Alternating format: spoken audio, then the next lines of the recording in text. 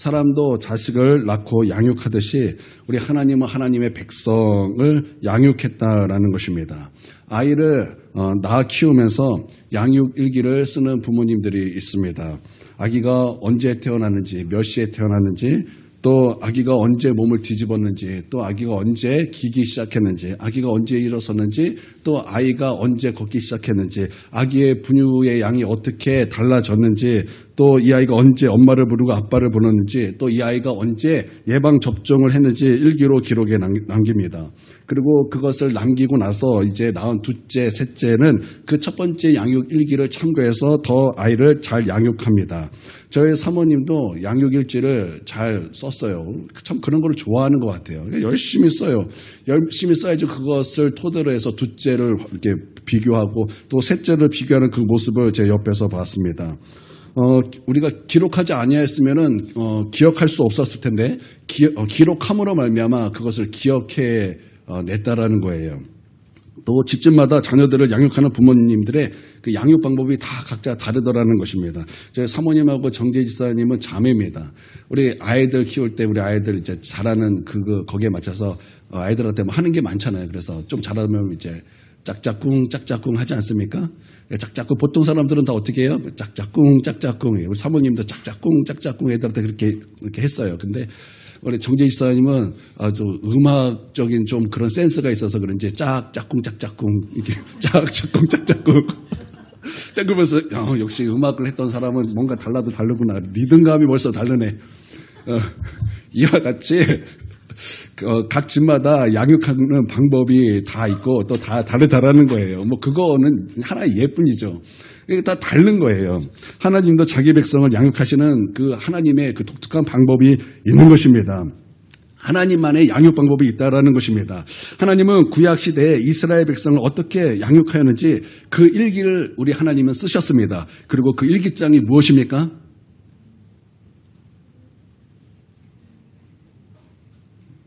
퀴즈입니다. 우리 하나님께서는 당신의 백성 이스라엘을 양육하셨고 하나님도 그런 그 양육하는 일기를 쓰셨어요. 여러분 그것이 무엇인지 아세요? 구약 성경입니다. 뭐 대단한 걸 말하는 게 아니에요. 하나님의 양육 방법은 참 특별했습니다. 하나님이 이스라엘을 양육할 때 하나님은 그냥 키운 것이 아닙니다. 하나님께서 이스라엘을 양육할 때는 꼭 하나님께서 하셨던 방법이 있었어요. 그게 뭐냐면 꼭 강대국을 옆에 두셨어요. 꼭 강대국을 옆에 딱 세워두시고 이스라엘 백성을 주님께서 키우셨다는 것입니다. 첫 번째는 우리가 너무나 잘 알고 있듯이 애굽입니다. 애굽은 어느 나라예요? 이집트죠. 하나님께서 이집트를 딱 세워놓으셨습니다. 세워놓으신 이유는 이스라엘을 양육하기 위함이었습니다. 하나님께서 택하신 백성, 하나님의 그 자녀된 그 백성을 키워내기 위하여 우리 하나님께서는 이집트라는 초강대국을 옆에 세워놓으셨다는 것입니다. 그래서 이스라엘이 하나님과 바른 관계가 되고 또 이스라엘이 하나님을 사랑하고 또 이스라엘이 하나님의 말씀을 순종하고 또 하나님을 경외하면 하나님께서는 이집트를 주셨습니다. 이집트를 선물로 주셨습니다. 반대로 이스라엘이 하나님을 사랑하지 않고 하나님을 떠나고 불순종하고 하나님을 거역하고 우상숭배를 하고 반역을 하면 하나님께서는 그 옆에 초강대국 나라를 들으셔서 이스라엘을 하나님께서 벌 내리시고 심판하신 것을 우리가 말씀을 통해서 분명히 확인하고 보게 되는 것입니다. 또 우리 하나님께서는 두 번째 아수르를 옆에 두셨습니다. 하나님은 초대강국 아수르를 이스라엘 옆에 세웠습니다.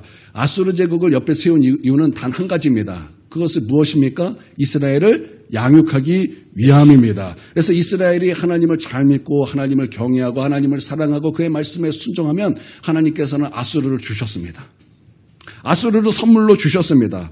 그렇지 않으면 그 반대가 되면 하나님은 아수르를 들으셔서 이스라엘을 벌하셨습니다. 이스라엘은 작은 나라였어요. 작은 나라였지만 하나님께서는 그 거대한 나라를 이스라엘로 선물로 주셨다는 거예요. 어떻게 그럴 수 있는가? 여러분 그렇게 반문하실 수도 있지만 여러분 성경에서는 분명히 그것을 봅니다. 여러분 아수르가 이스라엘을 쳐들어왔습니다. 유다를 쳐들어왔습니다. 그때 히스기야가 하나님 앞에 엎드려 기도했습니다. 그때 하나님께서 어떻게 아수르를 넘겨주셨습니까? 그냥 천사 하나를 보냈어요. 그냥 천사 하나를 보냈어요. 천사를 하나를 보내자 하루 만에, 정말 하루가 뭐예요? 그냥 한순간 만에 그 천사를 통해서 아수르 군대 18만 5천 명을 그냥 멸하셨다라는 거예요. 그러니까 하나님께서 이스라엘의 하나님과 관계가 정말 바른 관계고 하나님의 말씀에 순종하고 하나님을 경외할 때 하나님께서는 그렇게 줍니다. 초강대국 말도 안 되는 이 놀라운 역사를 하나님께서 보여주시는 거예요. 자, 너희가 내 말을 순종하고 너희가 나를 사랑하고 나를 경외하면 내가 이와 같이 할 수 있는 나는 전능한 하나님이다. 그것을 마치 보여주고 알려주듯이 하나님께서는 그 초강대국 아수르를 이스라엘에게 주시더라는 거예요. 또 이스라엘은 면적도 작고 인구가 약 1000만 안 되죠. 약 900만 정도가 돼요. 그 정도 안 될 수도 있습니다. 그만큼 너무 작은 나라입니다. 그런데 그 작은 나라가 여러분 지금 보세요. 미국 뒤에 누가 있습니까? 미국 뒤에 누가 있으면 유대인 있잖아요. 유대인 있잖아요. 여러분이 우리가 즐겨 쓰는 BC카드 그 뒤에 누가 있는지 아세요? 유대인이 있어요. 유대인이 있다고요. 그러니까 모든 나라가 모든 경제가 누구 손에 있는 거예요? 그러니까 하나님께서 그러실 수 있다는 거예요. 우리 눈에 볼 때는 이길 수 없는 존재예요. 어떻게 그런 초강대국 우리가 어떻게 이깁니까? 못 이기죠. 그런데 하나님께서 말씀하시기를 너희가 나를 사랑하라. 하나님과 바른 관계가 되라. 하나님을 경외하라. 하나님을 믿고 그 말씀에 순복하라. 그러면 내가 너에게 주겠다라는 거예요. 아수르를 주겠다라는 거예요. 이스라엘을 주겠다라는 거예요. 할렐루야. 하나님께서 그렇게 이스라엘을 하나님의 백성을 하나님의 그 자녀된 백성을 하나님께서 그렇게 키우셨다는 것입니다. 세 번째는 바벨론입니다. 바벨론도 마찬가지예요. 이집트와 아수르처럼 이스라엘을 양육하기 위해서 옆에 세우셨습니다. 그 다음은 어느 나라입니까? 메데바사라 그러죠. 메데바사는 어느 나라입니까? 페르시아입니다. 하나님께서 페르시아를 옆에 두셨습니다. 또 그 다음에 어느 나라를 옆에 두셨습니까? 헬라를 옆에 두셨습니다. 또 그 다음에 어떤 나라를 옆에 두셨습니까? 로마를 옆에 두신 것입니다. 다시 말씀드리지만 이스라엘이 하나님의 말씀을 잘 듣고 순복하고 하나님을 경외하고 하나님과 바른 관계가 되면 이 큰 나라들을 하나님께서 이스라엘 손에 주셨다는 거예요. 이스라엘 손에 붙여주셨다는 것입니다. 할렐루야. 그런데 이스라엘이 하나님과 관계가 무너지고 하나님의 그 말씀에 불순종하고 하나님을 따르지 않고 하나님을 경외하지 않으면 하나님께서는 그 초강대국을 들으셔서 이스라엘을 벌하셨습니다. 그 작은 나라가 초강대국이 치니까 살아남을 수 있겠습니까? 못하라는 거예요. 무너지는 거예요. 여러분 하나님은 오늘날도 똑같이 이와 같이 우리를 양육하시는 것입니다. 이스라엘을 섭리하시고 키워내신 하나님께서 신약시대인 지금도 당신의 자녀들에게 똑같은 방법으로 양육하고 계시다라는 거예요. 그래서 우리가 이스라엘 역사를 이렇게 말씀을 통해서 쭉 읽을 때 우리는 눈치를 채야 되는 거예요. 아, 하나님께서 이렇게 양육하셨어? 그러면 오늘 나에게도 동일하게 이렇게 양육하실 거야. 하나님은 나에게도 동일하게 이렇게 나를 키우실 거야. 이렇게 눈치를 딱 차리는 지혜가 있어야 된다는 거예요. 그래서 나는 우리에게 지혜가 있기를 바랍니다. 이런 지혜가 우리 가운데 있기를 주님의 이름으로 축원드립니다. 여러분 자녀들 잘 키우고 싶어서 우리 부모님들 어떻게 합니까? 정말 자녀를 잘 키운 부모가 쓴 양육 일지를 그 사람들은 참 머리가 좀 뛰어나서 그걸 다 책으로 냈어요. 다 책으로 냈다고 책을 내서 서점에 다 진열되어 있습니다. 그래서 그 지혜를 얻으려고 가서 서점에서 그 책을 삽니다. 왜 삽니까? 지혜를 얻으려고. 어떻게 자녀를 이렇게 잘 키웠을까? 그런 지혜를 얻으려고 그렇게 여러분 서점에서 이렇게 사지 않습니까? 마찬가지로 우리가 하나님의 그 양육 방법을 하나님의 말씀을 통해서 우리는 지혜를 얻을 수 있어야 된다는 거예요. 그럴 수 있는 저와 여러분이 되어야 할 줄 믿습니다. 그래서 여러분 성경을 열심히 읽으셔야 돼요. 그러면 성령님께서 여러분에게 조명하시고 깨닫게 하심으로 여러분 그것을 발견하게 될 것입니다.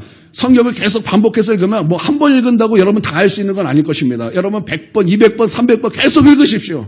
그러면 여러분 하나님께서 어떻게 이스라엘 백성을 양육하셨는지 그 큰 그림이 여러분에게 보이기 시작할 것입니다. 그러면 여러분의 그 행동과 여러분의 그 삶은 더욱더 하나님의 나라로 그런 초점이 맞춰지게 될 것이고 여러분의 바라보는 모든 시선이 하나님의 나라가 될 줄 믿습니다.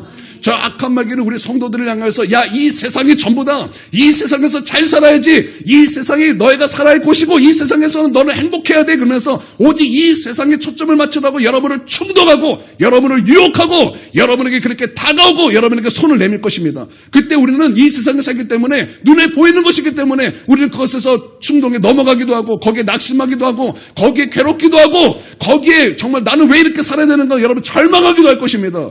여러분 그때 여러분 속지 마십시오. 마귀가 여러분을 충동하게 하여 여러분이 지금 하나님의 나라를 바라보고 그 나라를 향해서 힘써 가는 곳에 마귀가 그렇게 하지 말라고 여러분을 충동하는 것이니 여러분 거기에 속지 마시고 여러분 말씀으로 깨어나 여러분 하나님께서 우리 하나님의 나라로 우리를 양육하시니 여러분 우리가 그것을 믿고 여러분 하나님의 나라에 여러분 초점이 맞춰지기를 주님의 이름으로 축원드립니다. 하나님의 나라. 여러분 하나님의 양육은 하나님의 나라예요. 우리는 이 세상이 우리의 초점입니다. 그래서 하나님과 우리가 부딪힐 때가 너무나 많아요. 여러분 그때 하나님께서 우리에게 초강대국을 옆에 두셨다라는 것을 잊지 마시고 여러분 그렇게 말씀을 보면서 여러분 그런 지혜를 얻는 저와 여러분이 되길 주님의 이름으로 축원드립니다.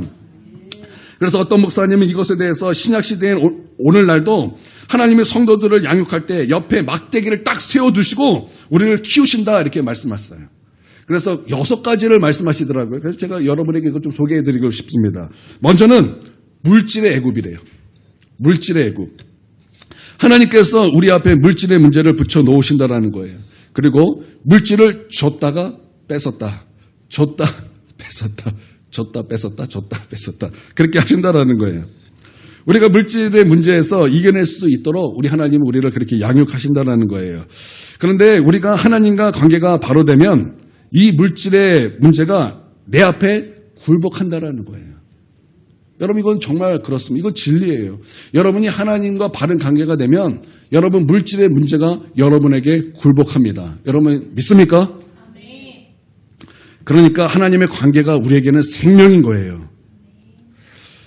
저도 예수님을 믿고 나서 하나님과 관계가 얼마나 중요한지를 알게 되었습니다. 성경 읽으면서 정말 하나님의 관계가 너무나 중요하구나. 하나님 사랑하는 것이 너무나 중요하구나. 하나님을 경외하는 것이 너무나 중요하구나. 이것이 생명이고 이것이 복을 받는 비결이라는 것을 저는 말씀을 통해서 또 하나님께서 저에게 알려주신 것을 통해서 정말 생생하게 경험하게 되었습니다. 저는 성경에서 가장 좋아하는 인물이 다윗이에요. 저는 다윗을 보면서 참 많은 은혜를 받았고 다윗의 그 모든 일대기를 보면서 이렇게 해야 복을 받는 거구나를 발견했는데 그것이 무엇인가? 그것은 하나님을 사랑하는 거예요.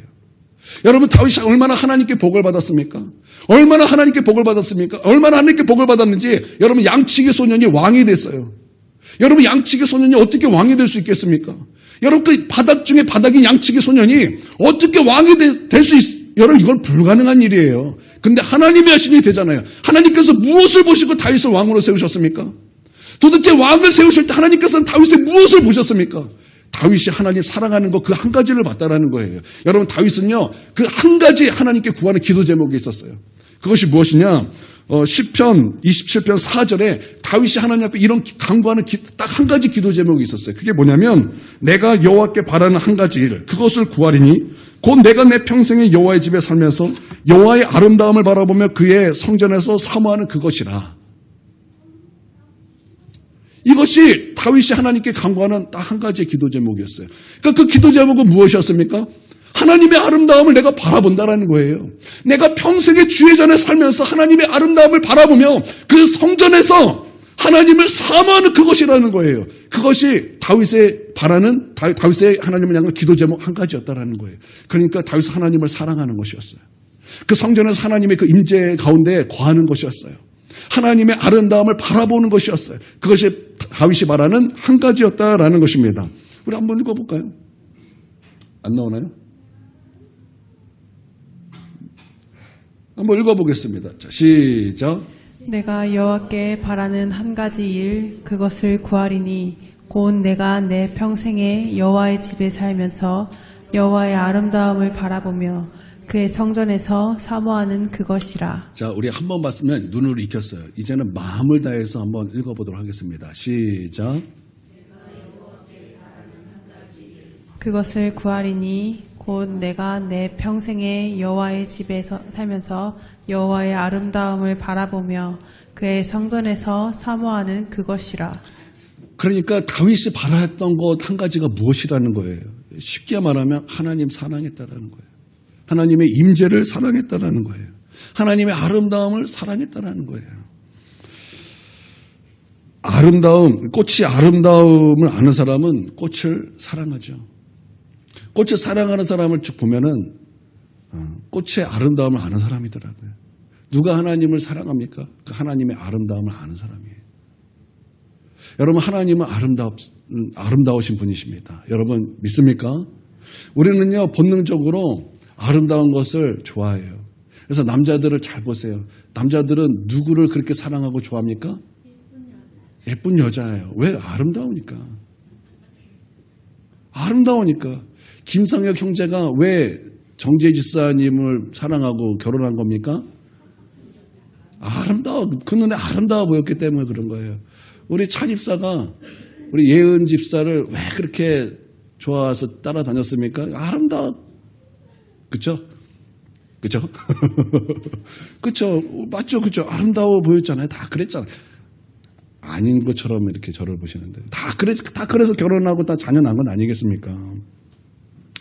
여러분, 가장 아름다우신 분이 누굽니까? 우리 하나님이에요. 가장 아름다운 분이 하나님이에요. 저는요, 개인적으로 이영애를 참 좋아해요. 아름답게 생겼어요. 이 세상에 이렇게 이쁠 수가. 근데 시간이 지나니까 주름이 생겨요. 시간이 지나니까 그 초롱초롱했던 이렇게 딱 눈이 이렇게 처져요. 화장빨이 아니면 이제는 볼 수가 없을 정도로 이제 그런 시간이 다 되지 않습니까? 처음엔 그렇게 아름다워서 산소 같은 여자예요.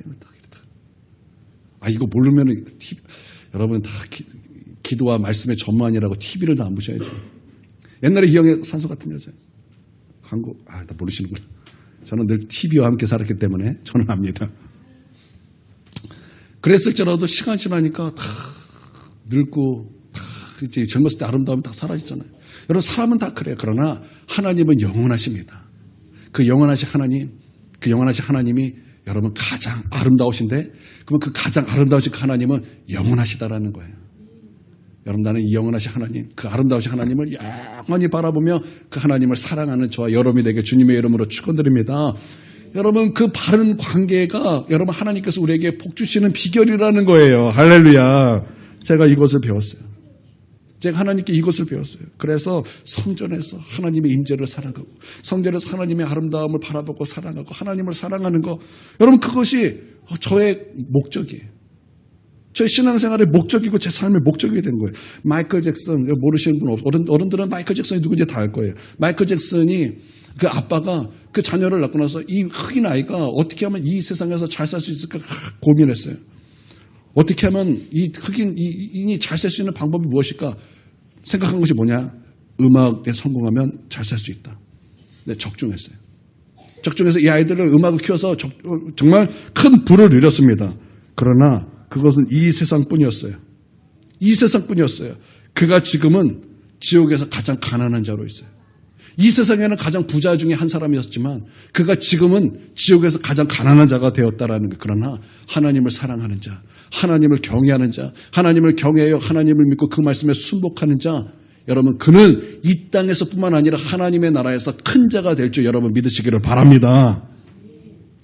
할렐루야. 저는 참 가난했던 것 같아요. 지금도 마찬가지죠. 신학교에 들어갔습니다. 신학교에 들어가서 이제 첫 등록금을 내고 그다음부터 등록금 내는 것이 만만치가 너무 힘들어요. 그래서 저 때문에 학교에서 정책들이 많이 바뀌었어요. 저놈의 새끼 등록금 제대로 못 낸다. 그래서 이렇게 따로따로 내기도 해라. 한 달에 한 번씩 100만원씩 이렇게 내기도 해라. 막 그러면서 어떻게든 저를 끌고 가려고 학교에서 저를 끌고 가려고 제가 그랬던 사람입니다. 저를 어떻게든 끌고 가려고 저 때문에 정책이 많이 바뀌었다고요. 저에게 어떻게든 등록금 내게 하려고 막 총장이 저를 불러서 장학금도 주고, 막 축복 기도해주고, 막 그랬어요. 이제 신학교에 들어가는데, 이제 유독 한 형님이 저에 대해서 참 관심이 많은 거예요. 그래서, 야, 피랑아, 이 교회 한 번 더 사역해볼래? 형님 아니에요. 그럼 이 교회 한번 사역해볼래? 이 교회 사역해볼래? 막 수시로 한 달에 한 번, 보름에 한 번 와가지고, 야, 피랑아, 이 교회 한번 사역해봐라. 너 전서 여기 나가봐라. 계속 그러는데 제 마음속에 성령님께서 아니다. 그런 감동을 주셨어요. 그래서 다 거절했어요. 근데 마지막에 이제 1년쯤 지나고 나서, 야, 피랑아, 너 우리 교회 와라. 너 우리 교회 와라. 근데 성령님께서 가라고 하시는 거예요. 가라. 그 교회 가라. 그래서 제가 이력서를 들고 그 교회에 찾아갔어요. 그 교회가 큰지 작은지 그거 몰랐어요. 그 교회가 사례비를 얼마나 주는지 하나도 몰랐어요. 그냥 성령께서 가라 그래서 그곳에 가게 되었습니다. 그랬더니 그곳에 하나님의 그 놀라운 은혜가 그곳에 다 준비되어 있었던 것입니다. 그곳에서 이제 유치부가 아이들이 막 오니까 이제 우리 유치부 전도사를 이제 세우자. 그러면 누가 하면 좋겠는가 했을 때 저에게 소개해줬던 그 형님이 우리 학교에 기도 많이 하는 전도사님이 한 분 있는데 그 사람이 딱이다. 제 이미지가 그렇습니다. 제 이미지가 그래요. 제가 신대원에 딱 들어가는데 교수들이 놀라는 거예요. 왜냐하면 신대원 시험이 빡세거든요. 그래서 신대원은요 8수까지 하는 사람도 있어요. 신대원 시험이 이게 장신대 신대원 시험 공부가 되게 어려워요. 그래서 영어도 잘해야 돼. 아니 신대원 가는데 왜 영어를 왜 잘합니까? 영어도 잘해야 돼. 뭐 논술도 잘해야 돼. 뭐 면접도 잘해야 돼. 성경 시험도 잘해야 돼. 뭐 되게 뭐 이것저것 다 잘해야 되는 거예요. 근데 제가 한 번에 붙었어요. 한 번에 붙은 사람이 거의 없거든요. 근데 제가 한 번에 붙었어요. 그래서 교수가 저를 보더니 너 이렇게 공부를 잘했냐? 제 이미지가 그렇습니다. 제 이미지를 바로 알려드리려고요. 제 이미지가 좀 그래요. 약간 좀 멍한 이미지예요. 그래서 우리 학교에 정말 기도 많이 하는 전도사님이 한 분 계신데 그분이 우리 교회에 와야 된다. 그리고 저를 콜링했던 거예요. 그래서 목사님도 그래 데리고 와라. 그래서 이제 제가 이제 딱 이제 그 교회 사역을 시작하게 되었습니다. 그랬더니 저는 몰랐어요. 그랬더니 그 교회에서 저로 하여금 5년 동안 제가 그 교회 사역할 때 모든 그 등록금을 싹 교회에서 내줬어요. 제가 한 것이라고는 한 가지예요. 그냥 하나님 사랑하고자 힘썼어요. 저는요 기도 제목이 그렇게 많지 않아요. 그냥 하나님 사랑하고 싶어요. 하나님 사랑해요. 어쩔 때 뭐 2시간, 3시간, 4시간 막 기도할 때가 있어요. 그러면 뭐 기도 여러 가지 안 해요. 그냥 하나님 임재 가운데 하나님 사랑해요. 아버지 사랑해요. 아버지 사랑해요. 사랑해요.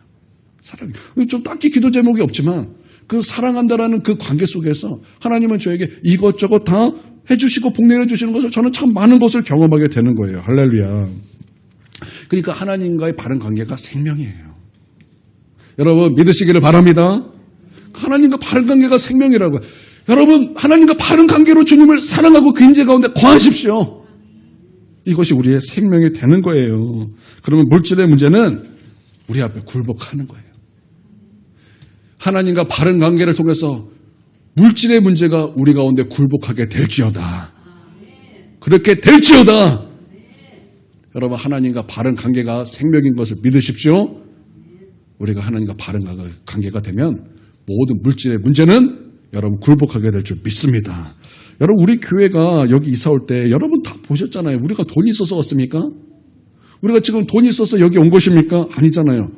그렇죠? 그 돈 다 어디서 왔습니까? 우리가 한 것이 무엇입니까? 여러분 우리가 한 것은 우리가 돈 낸 거 없어요. 다 회개할지어다. 우리가 돈 낸 게 하나도 없어요. 어떻게 한번 돈을 안 내십니까?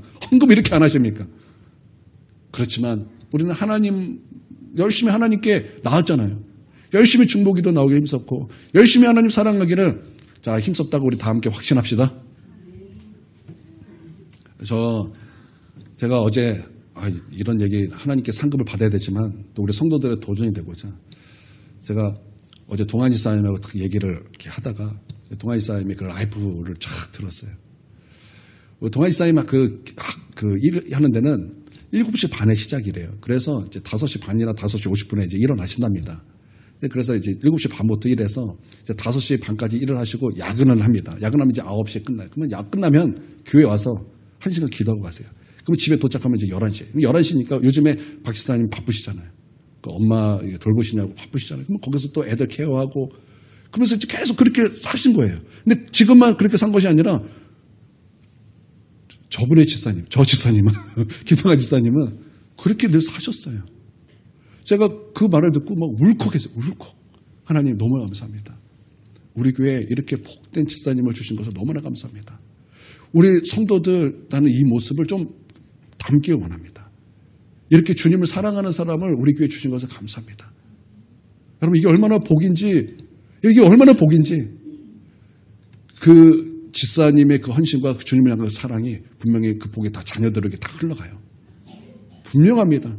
그 안산 제일교회 담임 목사님이 고은 목사님이 지금은 이제 은퇴하셨던 걸로 내가 알고 있는데 그 목사님이 부교육자 중에 한 사람 주기철 목사님 아들인가 손영원 목사님 아들인가가 있어요. 그분이 성질이 괴팍하대요.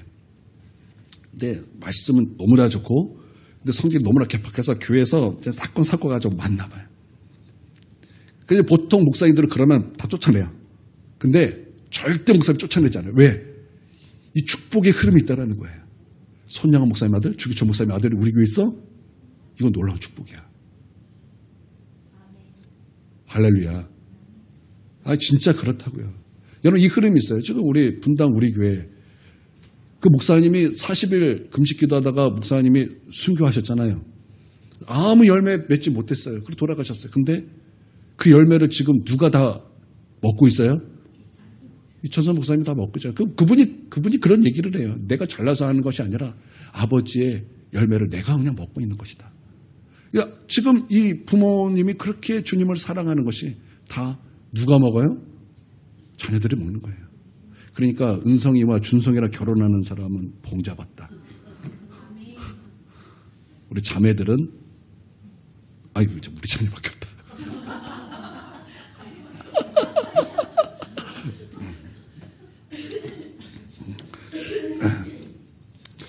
이런 얘기를 우리 애들은 혼나요. 그래서 그냥 뒤에 얘기를 좀 눈치채세요. 네. 이사야 60장에 보면 하나님이 영광이 임하였더니 그러니까 일어나 빛을 발하라 이는 내 빛이 이르렀고 여호와의 영광이 내게 임하였습니다. 보라 뭐 큼캄한 뭐 이렇게 쭉 말씀이 있잖아요. 여호와의 영광이 임하니까 바다의 부가 너에게 몰려온다라는 거예요. 여호와의 영광이 너에게 임하니까 나라들이 열왕들이 너에게 몰려온다라는 거예요. 끊어졌던 관계들이 회복이 되고 그 무너졌던 것들이 회복이 되고 그리고 금과 수많은 재물들이 너에게 몰려온다라는 거예요. 할렐루야. 그러니까 정말 우리의 보물, 정말 우리의 보배가 무엇입니까? 우리의 생명이 무엇입니까? 하나님과 바른 관계다. 하나님과 바른 관계. 그러니까 우리 성도들 여러분 복 받기 위해서 이 세상에 얼마나 애쓰며 삽니까? 그거 무시하는 거 아니에요. 여러분 열심히 살아야죠. 근데 그것이 여러분을 복되게 하는 게 아니에요. 무엇이 여러분을 존귀하게 하는가? 무엇이 여러분을 복되게 하는가? 여러분 믿으세요. 하나님과의 바른 관계입니다. 여러분 눈에 보이는 거에 지금 마귀가 여러분을 속이고 있는 거예요.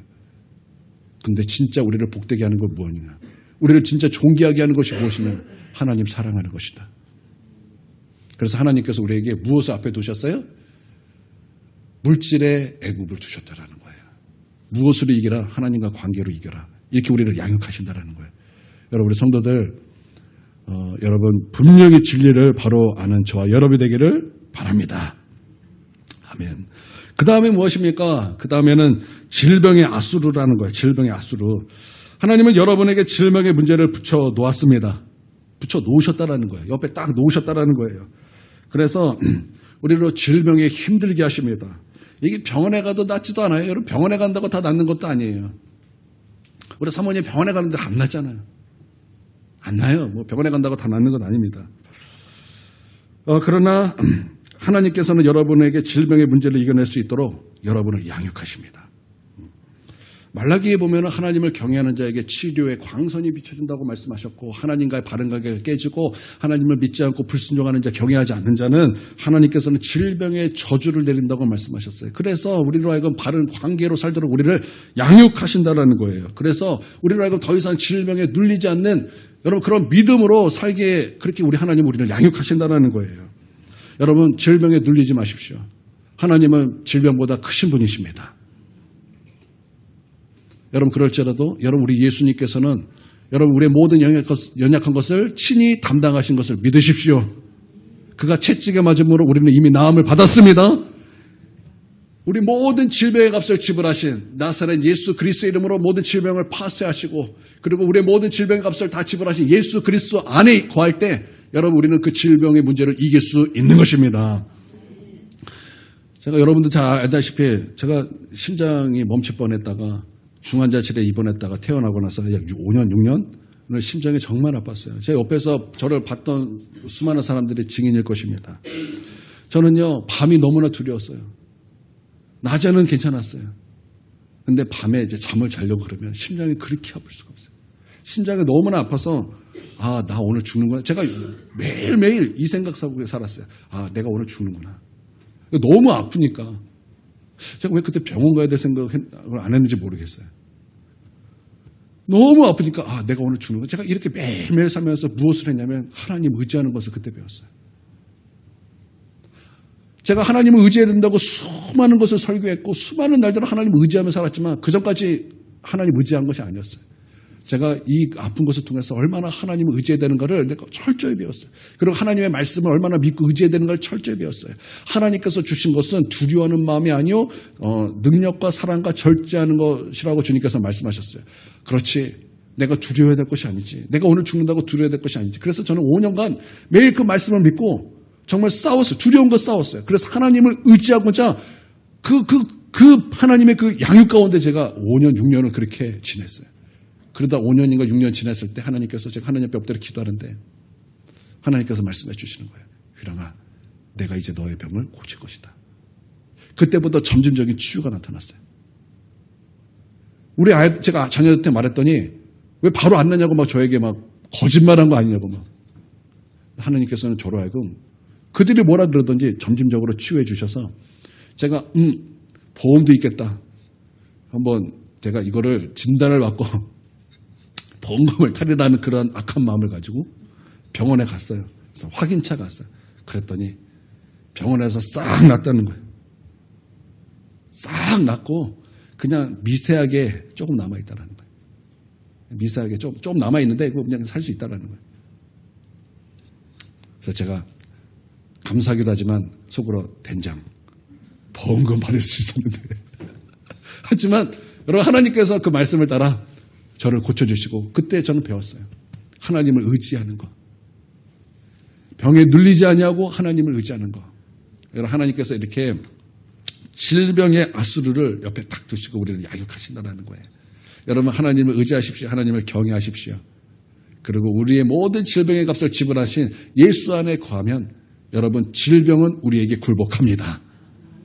그 질병은 나사렛 예수 그리스도의 이름 앞에 굴복합니다. 무릎 꿇습니다. 할렐루야. 세 번째, 가정의 바벨론. 가정의 바벨론 옆에 딱 두십니다. 그래서 가정의 문제를 가지고 막 우리를 흔드십니다. 그러니까 부부의 문제. 우리 막 결혼하는 이제 우리 이수빈은 아주 행복만 할 거예요. 결혼해봐. 이제 부부의 문제부터 시작해.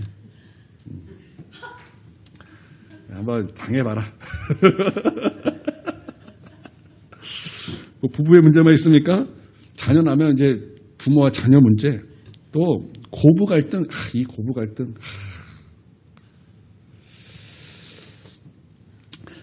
하나님이 우리 앞에 그걸 놓으셨다는 거예요. 제가 그 이유를 제가 묵상하다가 이제 세 가지를 발견했어요. 첫 번째는 하나님과 바른 관계를 위해서 하나님께서 그걸 놓으셨다는 거예요. 그것을 해결할 수 있는 유일한 분은 하나님밖에 없다. 그거 교육시키려고 옆에 두셨어요. 두 번째는 다루심이에요. 하나님은 우리를 그렇게 다루시는 거예요. 왜요? 너 교만하구나. 너 이기적이구나. 너 너밖에 모르는구나. 너랑 똑같은 놈 당해봐라. 똑같잖아요. 가족이 다 똑같이 뭘. 자, 이렇게 네 모습이야. 그러면 치는 거예요. 이 조각가가 칼로 조각하면 아파요. 여러분, 그래서 여러분 가족에 문제가 있으면 무엇보다 아파요. 막 잘라내요. 너무 아파요. 여러분 그때 여러분 뭐가 어떤 애 쳤던 애 여러분 그거는 비성경적인 거예요. 우리 하나님께서 말씀하셨어요. 너가 바벨론 포로에 갔을 때 몸부림치지 마라. 그대로 당해라. 애굽으로 가지 마라. 바벨론 포로로 들어가라. 그러면 하나님께서 또 이렇게 말씀하셨어요. 너희가 거기 들어가면 너희가 시간이 돼서 때가 됐을 때 내가 너희를 구원할 거야. 그러니 징계 잘 받아야 돼. 하나님께서 잘 받으라는 거예요. 우리 가정 문제 많죠? 잘 받으세요. 하나님께서 여러분의 고집을 지금 조각하는 거예요. 조각하니까 당연히 아프지. 조각하니까 이 세상 왼수지. 사랑해서 결혼했는데 이 세상에 가장 큰 왼수가 됐어요. 사랑해서 낳았는데 가장 큰 왼수가 되었어요. 사랑의 가족이 되었는데 세상에 나의 가족이 다 왼수야. 그거를 왼수라고 싸울 필요가 없다니까요. 싸우는 것은 비성경적인 거, 그건 마귀가 충동하는 거예요. 싸우지 마세요. 하나님께 나아가야 된다는 거예요. 우리를 다루시는 세 번째는 이거예요. 회개하라는 거, 회개하라. 회개하라. 여러분 회개될 문제를 왜 싸우고 사람과 싸우고 그러세요? 회개해야 될 문제라고요. 회개해야 될 문제. 회개하라는 거 회개해. 너 회개해. 하나님과 바른 관계 아니지. 불순종했지. 나 불순종하는 거 없는데요. 하나님을 거짓말로 만드는 악이에요. 찾으세요. 그리고 회개하세요. 회개하세요. 회개해야 될 문제를 왜 하나님과 싸우고 있습니까? 왜 분노하고 있습니까? 악한 거예요. 회개하세요. 겸손하게 회개하세요. 여러분 믿습니까? 이거 일찍 깨달아야 되는 거예요. 그래서 하나님이 바라는 대로 그렇게 우리가 영혼이 성장하면 하나님께서 내 영혼이 잘된 같이 범사가 잘되고 강건하게 되는 복을 주시겠다라는 거예요. 할렐루야. 그래서 우리에게 옆에 무엇을 두셨다고요?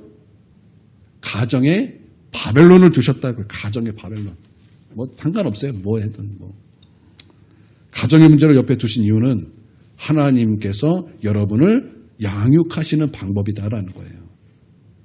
그러니까 여러분 그런 일을 했을 때 하나님이 나를 키우시는구나. 하나님이 나를 양육하시는구나. 내가 일해야 되는구나. 여러분 사사기 이거 배우지 않습니까? 하나님이 회개하니까 구원해 주시잖아요. 그렇죠? 하나님 여러분 회복해 주신다라는 거예요. 이스라엘 역사에 보면은 하나님께서 이제 나의 죄를 회개하고 돌이켜서 겸손하면 하나님께서 고쳐주시는 그 많은 말씀이 나오는데 도저히 회복할 수 없는 그런 사람들도 있어요. 그런데도 하나님께서 회개하고 겸손히 죄의 말씀에 순종하여 하나님을 경외하는 자에게 하나님께서 고치시는 그 말씀이 나오는데 가장 좋은 예 중에 하나가 저는 므낫세라고 생각해요. 유다가 하나님 앞에 많은 범죄를 했어요. 그래서 하나님의 그 진노의 몽둥이가 그들 앞에 있었지만 무엇보다 유다를 망하게 한 가장 직접적인 죄는 므낫세의 죄였어요. 그러니까 므낫세의 죄가 엄청났거든요. 그럴 때 하나님께서 그 므낫세에 대한 진노는 이거는 하나님께서 유다를 멸망시키겠다까지 이렇게 결정한 죄였으니까 얼마나 그 진노가 대단했을까.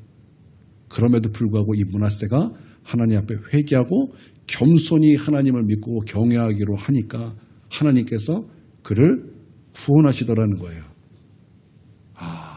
그렇구나.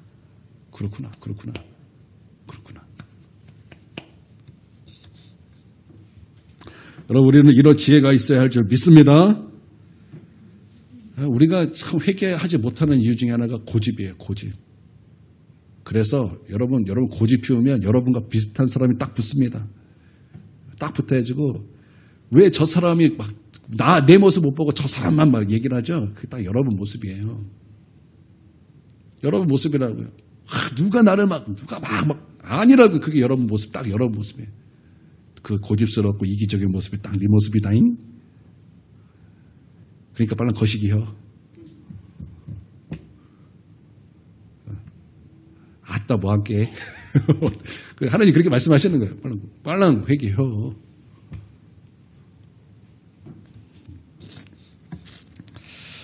여러분 하나님과 바른 관계가 생명인 줄 믿습니다. 이게 하나님 이 바른 관계를 위해서 우리를 이렇게 양육하시는 거예요.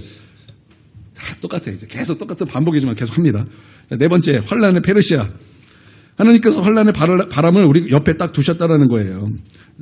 그래서 이 환난을 가지고 우리를 키워내신다라는 거예요. 환난을 통해 우리가 무엇을 배워요? 연단을 배우고 인내를 배우고 소망을 배우죠.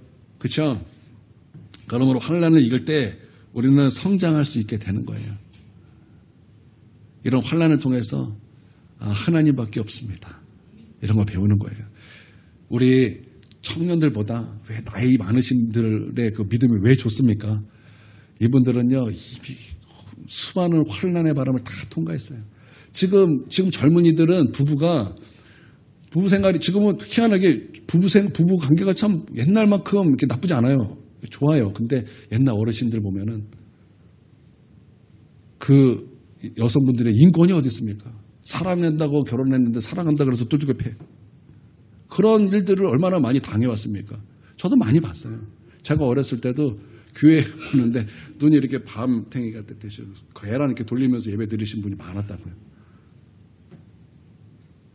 한두 명이 아니에요. 많았다고요. 많았어요.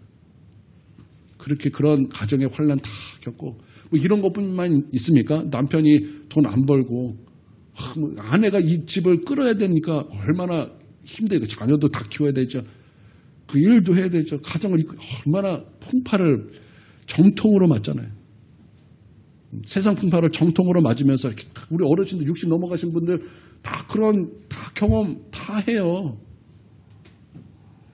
그러면서 무엇을 배웠어요? 아, 하나님밖에 없다. 하나님밖에 없다. 그거 배우지 않았습니까? 우리 나이 많으신 분, 우리 제일 어르신 고지사님, 그쵸? 하나님밖에 없다. 이거 딱 배웠지 않았습니까?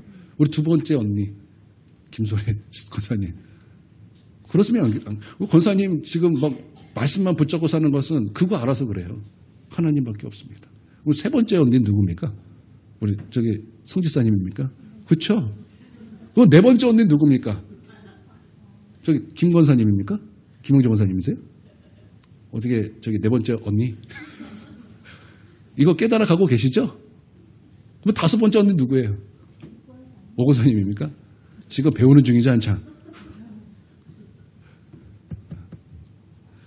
저도 아기 때부터 이거 많이 겪고 여기까지 왔어요. 제 간절 이거 쫙 풀으면 간절 못하고 되게 많은데 여러분 깜짝 놀라실 거예요. 저 어린데 뭐 저런 일을 다 겪었대.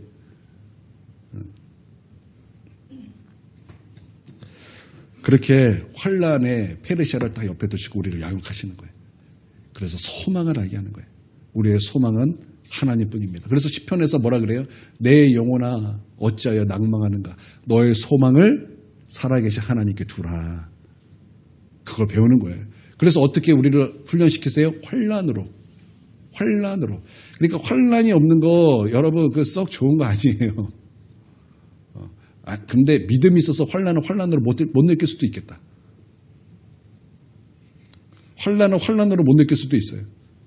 그렇지만 여러분 기억하시오. 이 환란을 통해서 하나님은 우리로 하여금 소망을 알게 하신다. 다섯 번째, 저주의 헬라. 하나님은 우리의 삶에 저주를 딱 붙여주셨어요. 그래서 우리가 하는 일마다 뭔가 안 돼. 막 하는데 뭐만 했다면 안 되는 사람이 있어요. 안 돼. 그냥 안 돼. 말은 막 다 돼. 근데 그의 삶은 다 안 돼.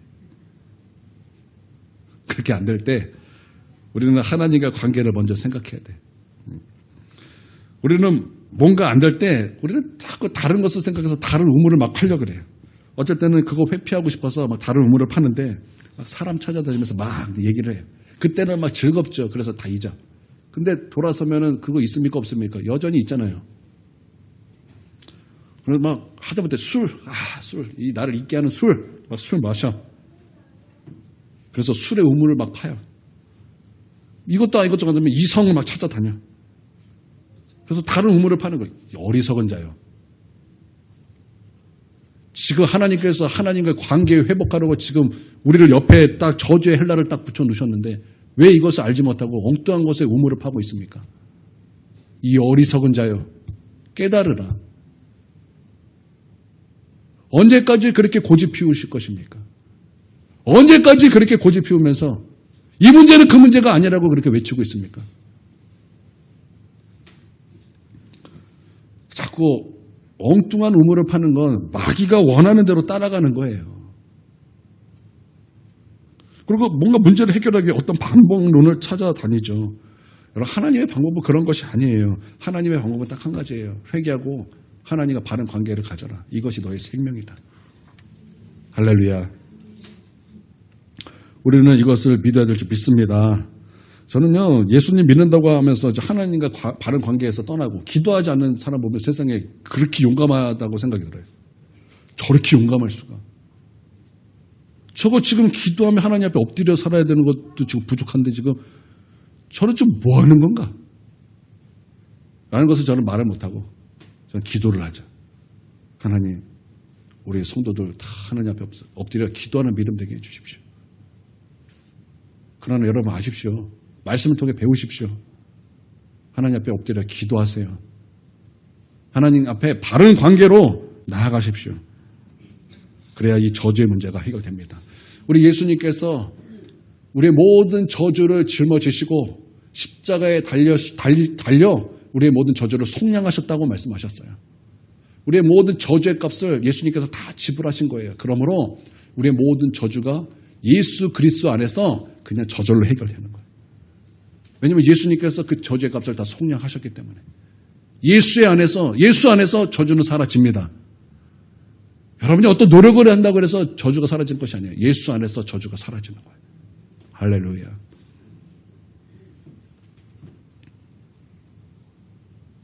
마지막에 마귀의 로마죠. 하나님께서 사탄을 여러분 앞에 붙여놓습니다.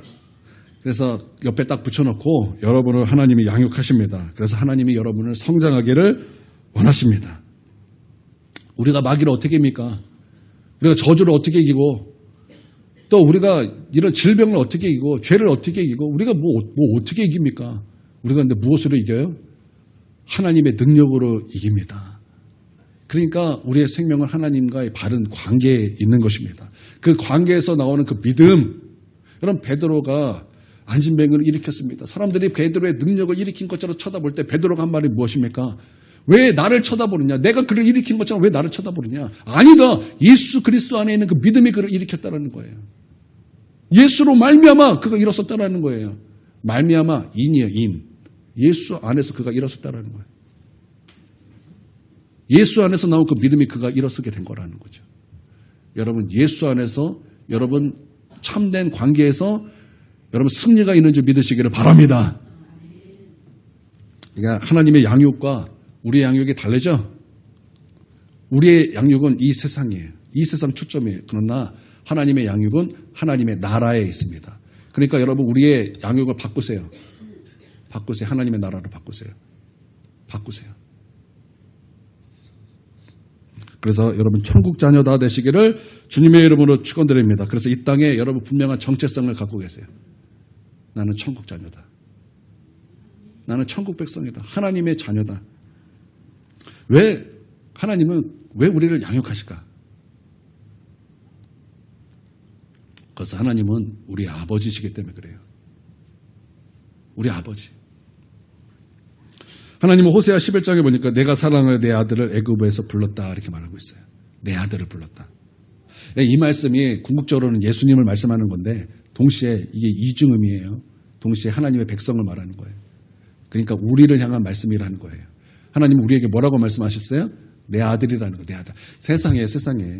여러분 하나님께서 너는 내 아들이다. 여러분 이것만큼 복된 것이 어디 있겠습니까? 그런데 여러분 하나님은 정말 우리의 아버지이십니다. 하나님이 왜 우리의 아버지이십니까? 우리의 근원이 되시기 때문에 하나님은 우리의 아버지이십니다. 여러분 우리는 아버지 없이 우리 존재할 수 있습니까? 없습니다. 마찬가지로 하나님이 안 계시면 우리 존재할 수 없는 거예요.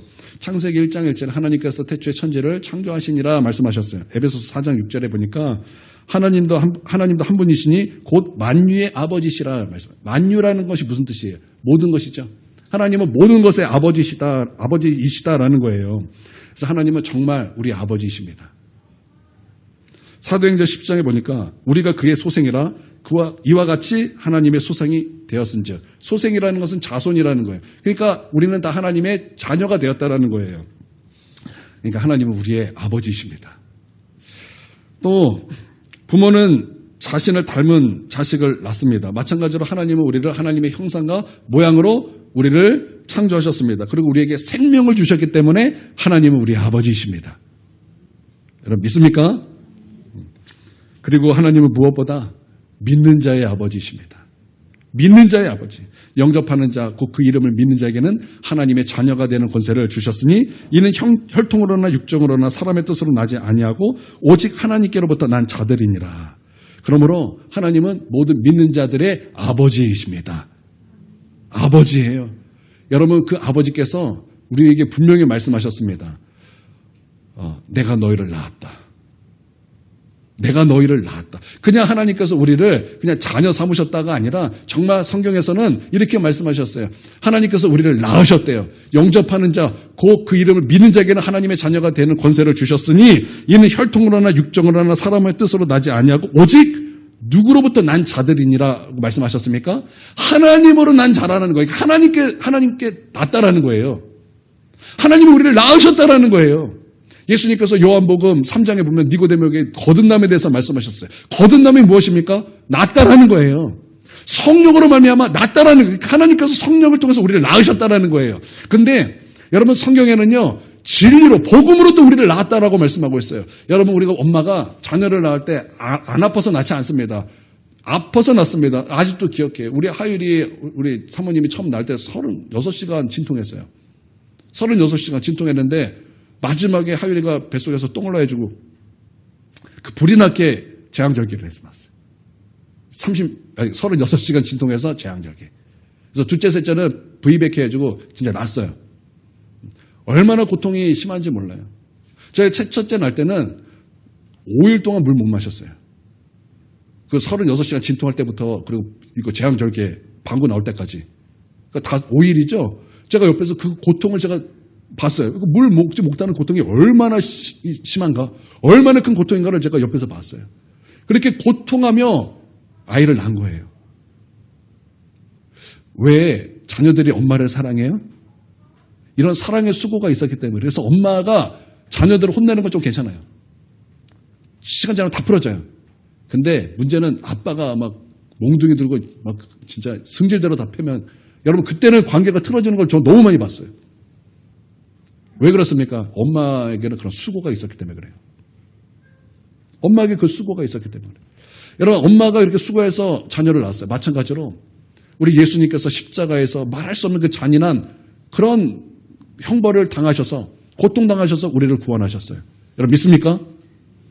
그렇게 우리를 낳으셨다는 거예요. 그래서 복음으로 우리를 그렇게 낳으셨어요. 그러니까 성령으로 예수로 우리를 낳으셨다는 거예요. 그래서 하나님은 우리의 아버지십니다. 하나님은 우리의 영의 아버지세요. 할렐루야. 그러면 그 아버지가 우리에게 가장 원하는 것이 무엇일까요?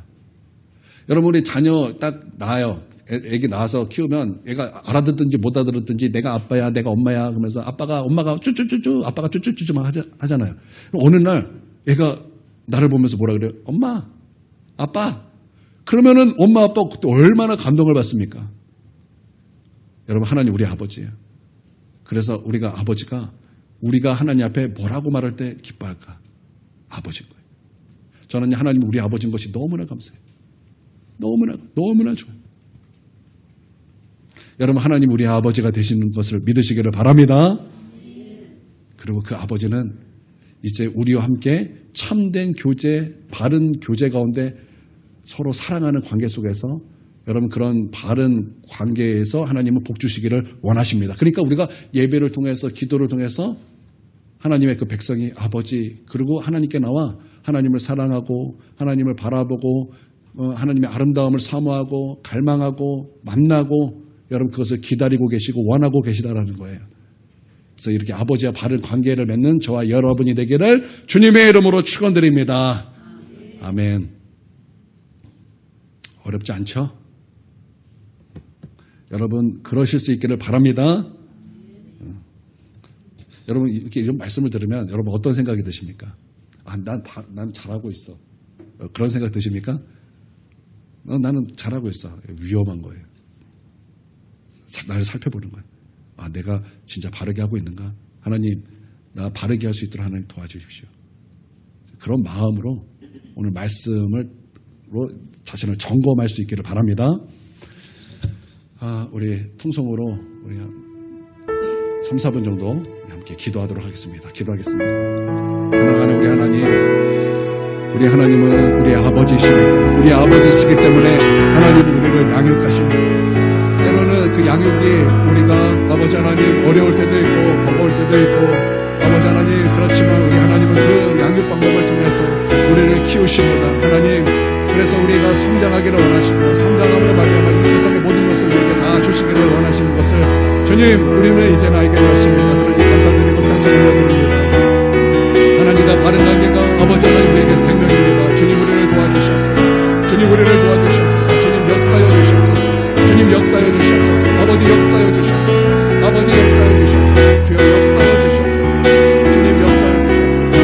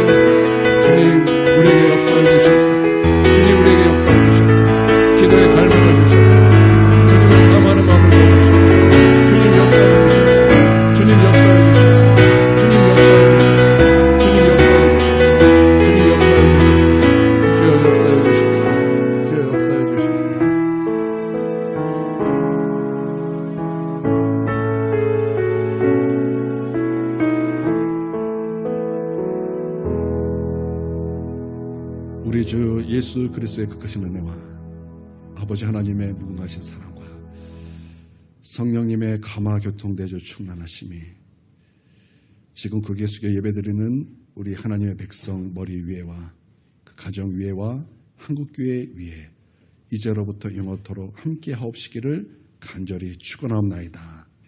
아멘.